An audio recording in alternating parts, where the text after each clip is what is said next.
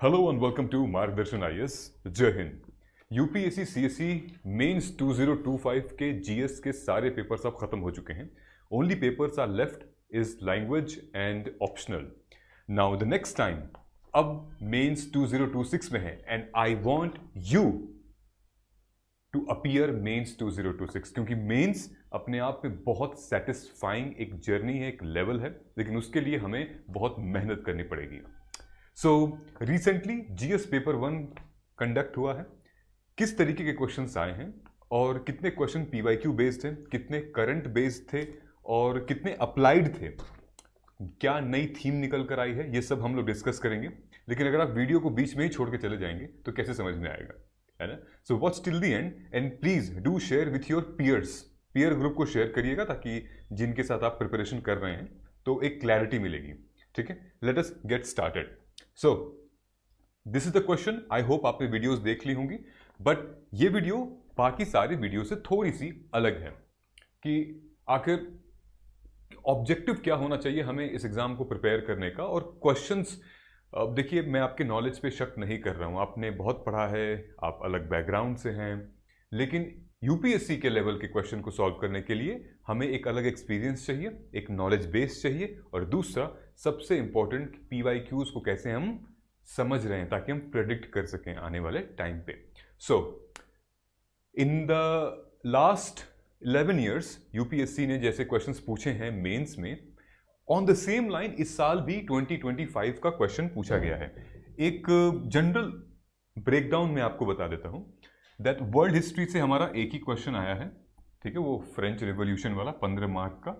फिर modern history से 2 question आए हैं 15 मार्क्स के, तो 30 हो गया। वो सोशल रिफॉर्मर पे आया था और फिर एक कंसोलिडेटेड पे आया था। मेडिवल हिस्ट्री पे वो अकबर वाला क्वेश्चन आया था 10 मार्क का। एंशिएंट से 2 क्वेश्चन आए हैं 10 मार्क के, पहले जो 2 क्वेश्चन है वो 10 मार्क के।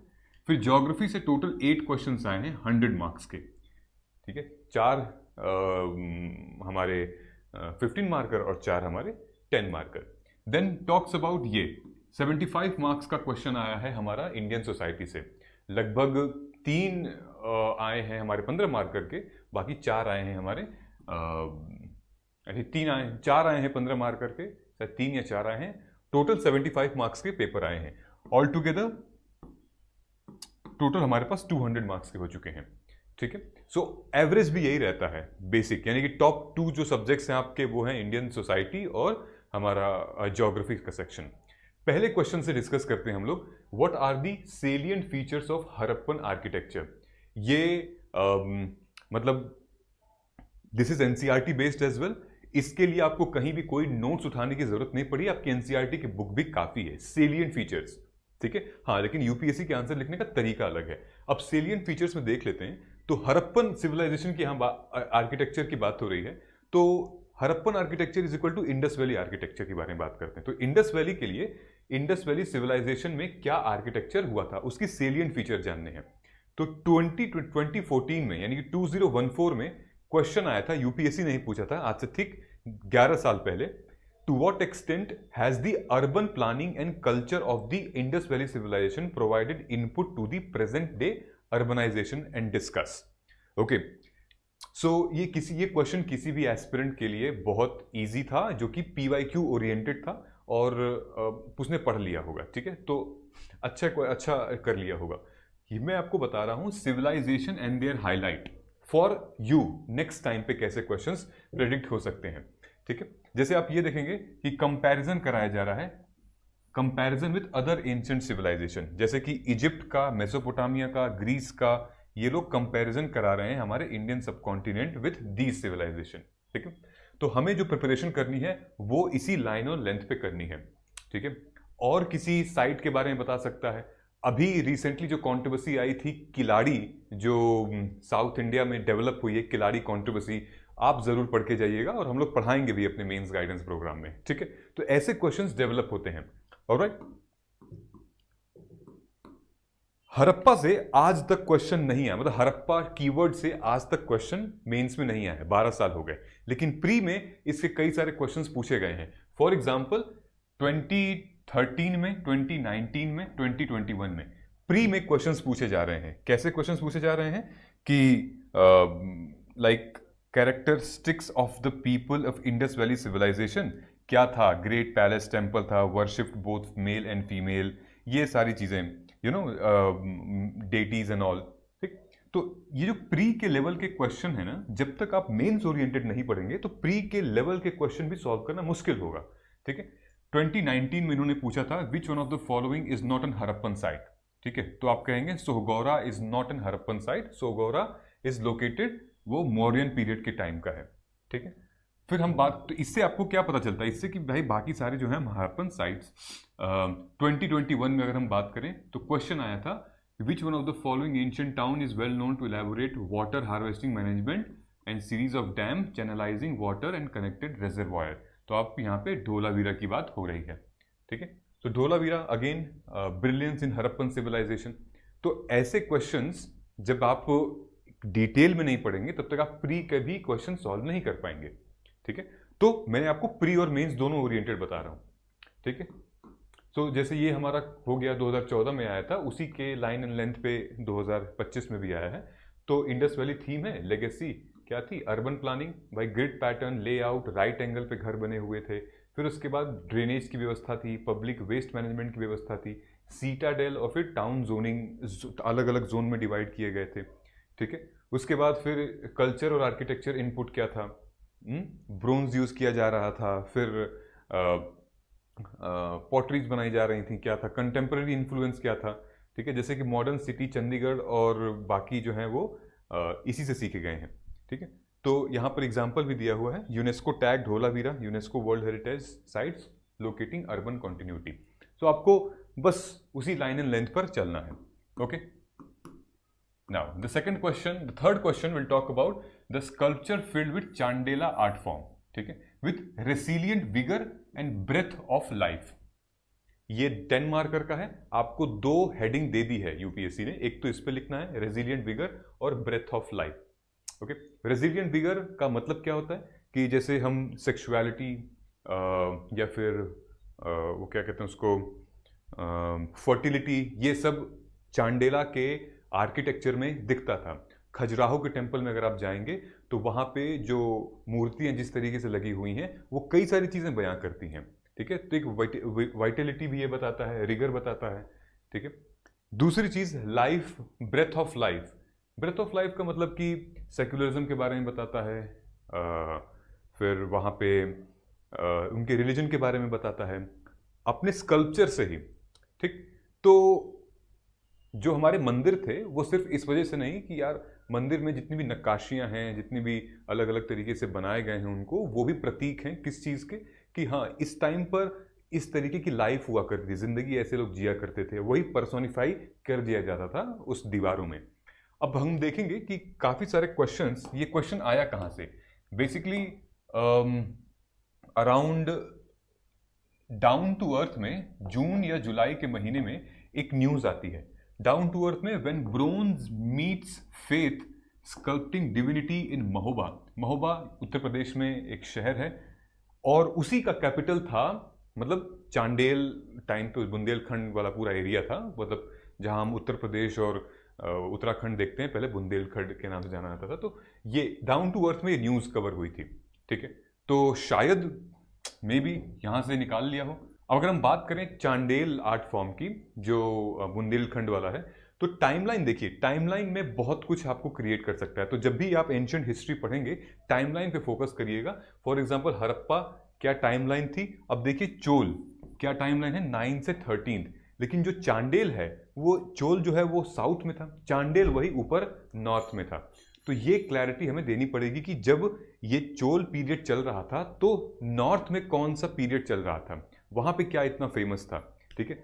और वैसे भी काफ़ी ज़्यादा पॉपुलर है चांडेल की जो चांडेल डायनेस्टी की जो आर्किटेक्चर है, very very famous, still in UP very very famous, ठीक है। अभी भी मूर्तियां बनाते हैं, ब्रॉन्ज की मूर्तियां, बड़ी सुंदर सुंदर मूर्तियां होती हैं।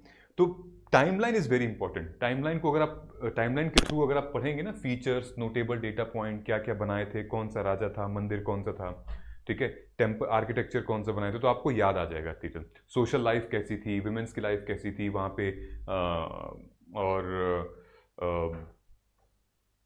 कल्चर कैसा था, ये सारी चीज़ें, ठीक है। अब हम लोग आते हैं, जैसे ये दिया हुआ था temple architecture social context explain करिए, सोशल थीम क्या थी, डेली लाइफ के बारे में वहाँ पे दिख जाता था, ऑक्यूपेशन के बारे में, फेस्टिवल, डांस, एरोटिज्म, खजुराहो और कोणार्क के टेम्पल में हमें दिखता है। Depiction of womens musician, dancer, craftman, animal, market, ये सब हमें दिखता है। टेम्पल एज कल्चरल हब, मतलब कि वहाँ पे serve as theatre, school, granaries, लोग वहीं पर मिला करते थे, बातचीत किया करते थे टेम्पल्स के आजू बाजू हैं। Then Khajuraho, Konark, Hoysaleswara, they shows the social representation, ठीक है। So these are the few relevant point which we can use it, okay. Now we talk about this thing, question number, I don't know which question it was, but I think 4 है। How are climate change and sea level rise affecting the very existence of many island nation. तो ये sea surface temperature, सी surface जो level rise हो रहा है उसके impact का है, ठीक है। तो ये क्वेश्चन ऑलरेडी 2024 में ऐसे ही कुछ क्वेश्चन पूछा था यूपीएससी ने, that what is sea surface temperature, how does it affect the formation of tropical cyclone, ठीक है। तो ये पूछ रहा था कि how does it affect the formation of tropical cyclone, यहां पे पूछ रहा है कि how are climate change and the sea level rise affecting the very existence of many island nation. तो सबसे पहले हमें मेनी आइलैंड नेशन कौन कौन से हैं, ठीक है, उनको उठा लेना है। मालदीव्स हो गए, टुवुला हो गया, मार्श आइलैंड्स हो गए, ये कुछ आइलैंड नेशंस हैं, ठीक है। आप उसको बोल दो, यूनाइटेड किंगडम को ही बोल दो, काफ़ी सारे वहाँ पे भी आइलैंड्स हैं, ठीक है। तो इन आइलैंड नेशंस पर क्या क्लाइमेट चेंज और सी लेवल राइज अफेक्ट कर रही है, ठीक है। तो जैसे जैसे सी लेवल राइज होगा वैसे वैसे क्या आएगा, फ्लड आएंगी, ठीक है, और इनके कोस्टल एरियाज जो हैं वो डूबना शुरू हो जाएंगे।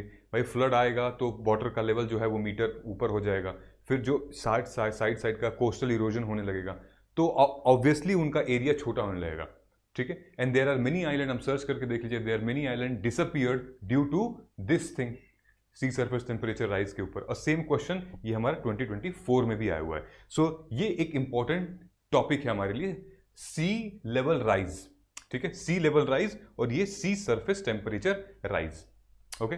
टेम्परेचर बढ़ेगा तो क्या होगा और सी का लेवल राइज होगा तो क्या होगा, ऑलराइट।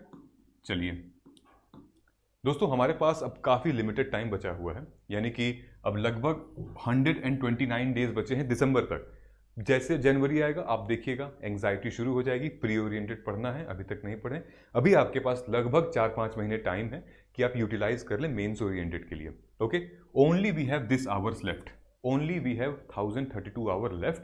अगर हम 8 घंटे पढ़ रहे हैं दिन में, ऐसे हम फेज 1 में GS2, GS3, GS1 कवर करेंगे, फिर GS3, GS4 फेज 2 में हम कवर करेंगे। लेकिन कैसे कवर करेंगे, जब मिनिमम 8 आवर हम पढ़ेंगे, ठीक। और आपके पढ़ाई को और भी स्ट्रेंथन करने के लिए I want you to give me 100 hours, only 100 hours for the next 4 to 5 months, जहां पर आप अपना 932 आवर्स और अच्छे से स्पेंड कर सकते हैं। वो आवर्स कैसे मिलेंगे आपको, यहां पर आप ले सकते हैं। नंबर 1, कि हमारा जो मेंस गाइडेंस प्रोग्राम है वो स्टार्ट हो रहा है 26 अगस्त से, starting from the complete history portion, then economy, then agriculture, science and tech. सितंबर में पूरा हम इकोनॉमी और हिस्ट्री को कंप्लीट करेंगे ऑन द PYQ कॉन्टेक्स्ट पे, कि हाई प्रायोरिटी टॉपिक कौन कौन से हैं, आपको क्या पढ़ना है, कैसे नोट्स बनाना है, और आंसर राइटिंग हम लोग करेंगे वीकली, ठीक है। वीकली मतलब कि लगभग 10 आंसर या 6 आंसर हम लिखेंगे एक हफ्ते के अंदर, ओके। सो ये, और this is exam oriented, syllabus oriented और एविडेंस बेस्ड अप्रोच है भाई, कहीं पे भी कोई प्रॉब्लम नहीं है। ऐसी अप्रोच आपको कभी भी डिच नहीं करेगी, हमेशा आपको वैल्यू ऐड करती रहेगी, ठीक है। सो दिस इज मार्गदर्शन मेंस गाइडेंस प्रोग्राम, ठीक है। हमारे एक और प्रोग्राम है जो कि MAGP है, assessment and guidance program, which talks about Mains and pre.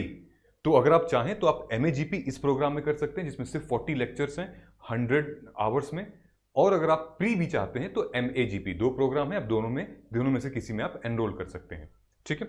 सो ये टाइम टेबल आपको मिल जाएगा टोटल। ये प्रोग्राम सिर्फ 6 मंथ का है जो कि मेंस गाइडेंस है। आपको प्री के बाद जब आप प्री क्लियर कर लेंगे तो ये प्रोग्राम रेज्यूम हो सकता है, ठीक है। This is the Mains guidance program जो कि आपको दिखेगा, और ये MAGP है जिसमें कि प्री इंक्लूड है, ठीक है। प्री के क्रैश कोर्स भी इसी में इंक्लूड रहेंगे।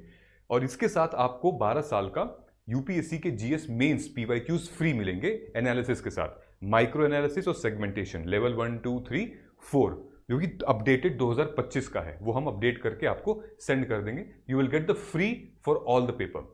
Alright, now let us jump to the question number next is 6. तो क्या बात कर रहा है? Explain briefly the ecological and economic benefit of solar energy generation in India with suitable example. Now see, solar energy generation, solar energy is a sunrise sector for India. Okay, this is sunrise sector for India, where India wants to grow in this sector. and जरूरी भी है. क्यों? क्योंकि ये renewable resources है, हम non renewable resources energy पे हम डिपेंडेंट हैं. तो ये एक क्लीन एनर्जी, ग्रीन एनर्जी और अच्छी चीज़ है. ठीक है, सोलर एनर्जी जनरेशन. तो आप बताइए कि इकोलॉजिकल और इकोनॉमिक बेनिफिट क्या है. इकोलॉजिकल बेनिफिट, भाई वातावरण दूषित नहीं होगा, गंदा नहीं होगा, पोल्यूटेड नहीं होगा, एनडीसी को हमारे सपोर्ट करता है, आईपीसीसी को सपोर्ट करता है, हमारे कार्बन न्यूट्रलिटी को सपोर्ट करता है. इकोनॉमिक बेनिफिट क्या होगा? पैसा मिलेगा अगर आपने छत पे लगवाते हो तो, या कंपनी लगवाती है तो, यानी कि आप एक्स्ट्रा बिजली खुद जनरेट करोगे. सरकार को आप बिजली दे सकते हो, सरकार आपको सब्सिडी देगी, उल्टा पैसा देगी, आपको अपना बिजली का बिल नहीं देना है. ये सारी चीज़ें. ठीक, अब देखेंगे आप पिछले 11 सालों में यूपीएससी ने तरह तरीके की एनर्जी से क्वेश्चन पूछे हुए हैं. 2013 में they asked about the atomic energy. 2020 में again they asked about the solar energy and potential regional disparity in India. And 2022 में they asked about the wind energy. So energy is a theme in UPSC CSC Mains paper. You have to identify it. Next time और भी कुछ पूछ सकता है. पूछा हुआ है विंड एनर्जी के बारे में, पूछा हुआ है, तो नॉन बायोमास के बारे में नहीं पूछा है अभी. तो नॉन रिन्यूएबल एनर्जी के बारे में हम कर सकते हैं. हमारी जो मेंस की एफएलटी थी, जो कि अभी मेंस वाले बच्चे ने दिया था, वहाँ पे क्वेश्चन एकदम निकल कर आया है.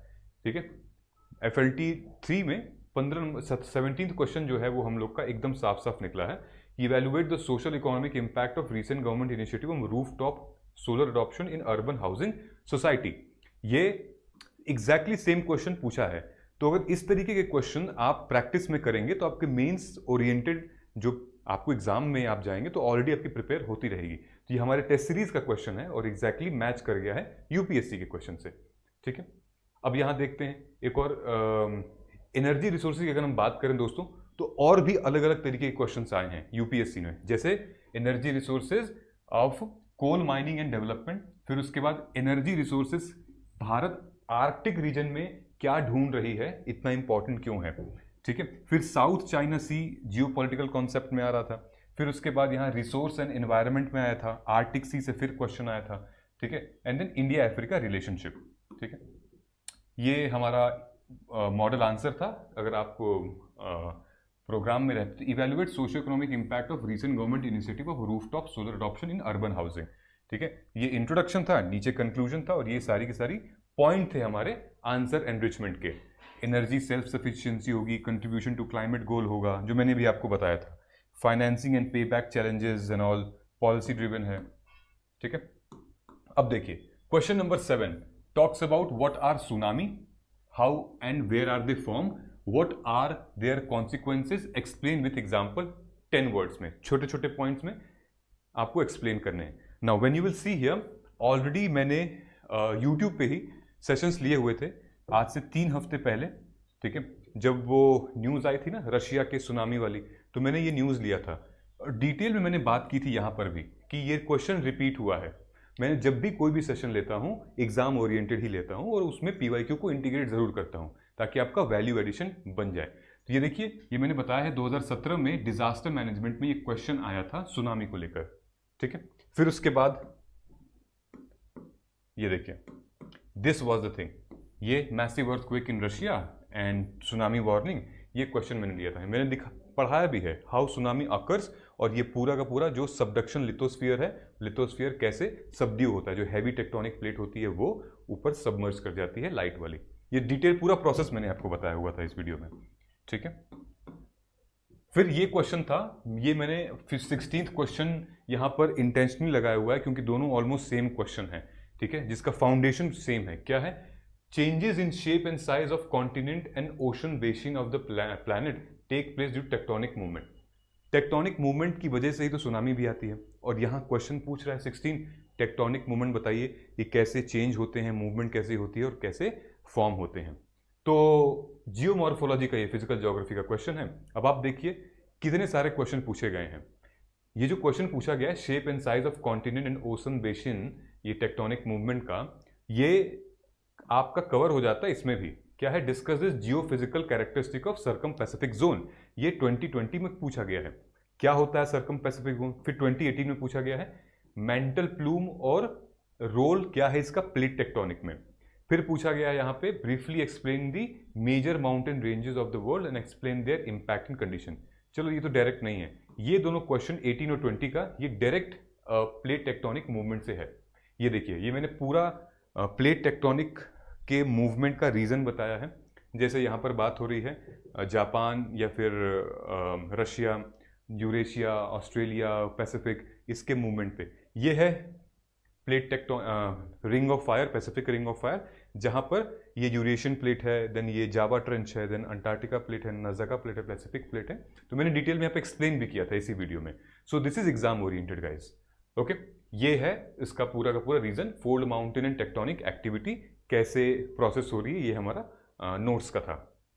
ठीक है, अब आते हैं हम लोग नेक्स्ट क्वेश्चन पे। Talks about the how does smart city in India addresses the issue of urban poverty। ठीक है, urban poverty and distributive justice. So सबसे पहले तो हमें आंसर में अर्बन पॉवर्टी को जस्टिफाई करना है कि अर्बन पॉवर्टी क्या होती है। सो यहाँ पे देखोगे आप कि क्वेश्चंस पूछे गए हैं 2015 में, 2016 में। ठीक है, अर्बनाइजेशन के ऊपर क्या क्वेश्चन पूछा गया है? Rural urban integration in smart cities. Smart cities in India cannot sustain without smart villages, discuss the statement in the backdrop of rural urban integration. चलो ये तो ठीक है। ये देखिए, with the background of quality of urban life in India introduce the objective and strategy of smart city program. ठीक है, so आपको इंटरलिंक करना है smart city plus urban poverty and distributive justice के फॉर्म में। ठीक है, ऑलरेडी हमारे जो नोट्स हैं उसमें ये चीज़ें गई हुई थी। भाई urban poverty where people living in towns and cities, basic necessity of life such as adequate housing, clean water, sanitization, ये सारी चीज़ें इन लोगों के पास नहीं है। ठीक है, बेसिक चीज़ें उन लोगों के पास नहीं है। So how does smart city in India address the issue? तो भाई ये बेसिक नेसेसिटी उनके पास नहीं है। क्यों? क्योंकि भाई और हाई कॉस्ट ऑफ लिविंग है, अनस्टेबल इनफॉर्मल जॉब है, स्लम कंडीशंस ऐसी हुई हैं। ठीक है, तो ये एक रीज़न है यहाँ पे। अब उसके बाद देखते हैं हाउ स्मार्ट सिटीज़, ये ऑलरेडी हमने हमारे टेस्ट सीरीज में कवर किया गया था। Role of smart city in project addressing the challenges and informal and slum rehabilitation, ये ऑलरेडी हमारे टेस्ट सीरीज में कवर किया गया था। एग्जैक्टली थोड़ा सा नॉमेनक्लेचर चेंज है तो वो हमेशा रहेगा, और आप लिखने का तरीका आ जाएगा, आपके पास कंटेंट मिल जाएगा, वैल्यू एडेड मटेरियल आपके पास बच जाएंगे। ठीक है, ये पूरा मॉडल आंसर है, इंट्रो, कंक्लूजन एंड पूरा पॉइंट लिखा हुआ है यहाँ पे स्मार्ट सिटी का। ठीक है, अब देखते हैं फ्रेंच रेवोल्यूशन के बारे में। So French revolution has relevance to the contemporary world, explain. साफ साफ यहाँ पे 2013 में अमेरिकन रेवोल्यूशन की बात हुई है, फिर उसके बाद 2019 में यहाँ पे फ्रेंच और अमेरिकन रेवोल्यूशन की बात हुई है। सॉरी, हाँ, फ्रेंच और अमेरिकन रेवोल्यूशन की बात हुई है। ओके, सो मैं आपको PYQ से क्यों लिंक करा रहा हूँ, क्यों इंपॉर्टेंट है? इसलिए इंपॉर्टेंट है कि अगर आप भी 2026 में एग्ज़ाम देने जाओगे तो ये सारे PYQs को डायमेंशंस के साथ करना और एक्सपेक्टेड क्या आ सकता है उस पर भी आंसर लिखना। ठीक है, ये इंपॉर्टेंट है इसलिए। ठीक है, ताकि आपकी जो नोट्स हैं वो एग्ज़ाम ओरिएंटेड बनी रहें। ठीक है, ये इसका मॉडल आंसर और डिटेल में दिया हुआ है, अमेरिका और फ्रेंच रिवॉल्यूशन। फ्रांस ने सब पूरे दुनिया को सिखाया भाई, इक्वालिटी, लिबर्टी, फ्रेटर्निटी। ठीक है, ये देखिए, ये ऐसा क्वेश्चन जो है ये मैंने कई बार बताया है। Do you think that globalization result only in aggressive consumer culture, justify your answer. तो आप कह सकते हैं कि हाँ, कंज्यूमर कल्चर तो है ही, लेकिन उसके अलावा भी ग्लोबलाइजेशन ने हमें बहुत कुछ दिया है, टेक्नोलॉजी में, हेल्थ में, एजुकेशन में, काफ़ी सारी चीज़ें ग्लोबलाइजेशन ने दिया है हमें। हाँ, मतलब वो भी है, हमारे पास कंज्यूमर कल्चर भी है।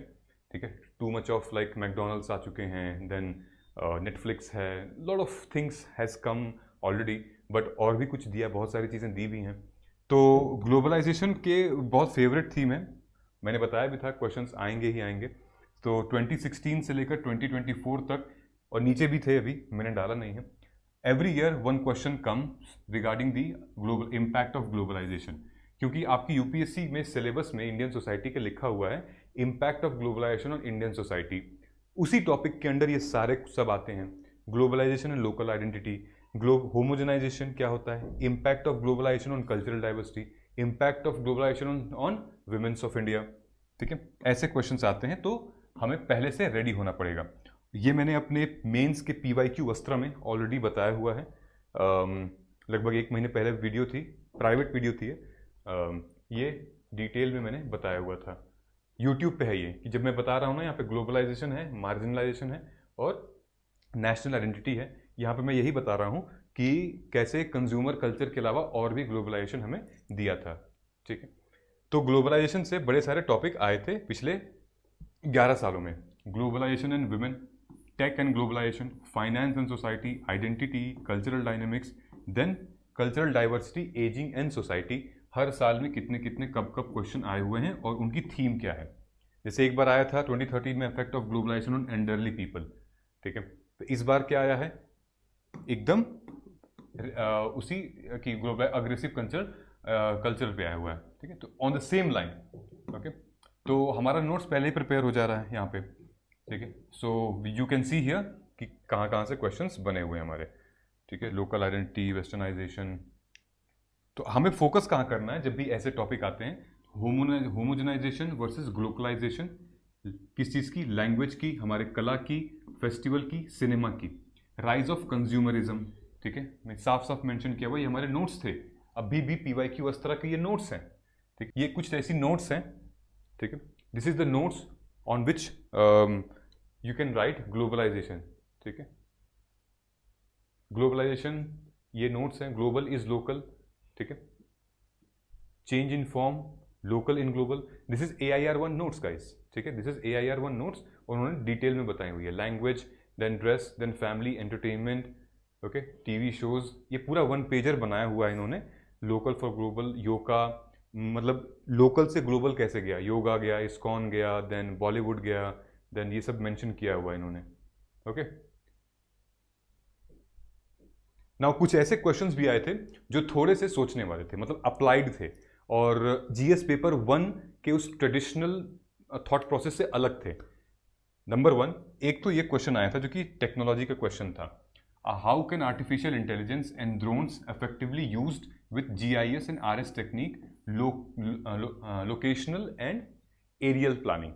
हालांकि अभी भी आज तक कभी भी GIS से GS पेपर 3 में कभी क्वेश्चन नहीं आया है, नहीं ड्रोन के ऊपर GS पेपर 3 में क्वेश्चन आया है, मतलब आज तक क्या, पिछले 11-12 सालों में। लेकिन यहाँ पर पूछ दिया इन लोगों ने। ठीक है, ये अप्लाइड था, ये अब GS पेपर 3 पढ़, मतलब वहाँ पर अगर आपने कवर किया है, करंट अफेयर कवर किया है, तो ये सॉल्व हो सकता था। एक ये ट्रैप था।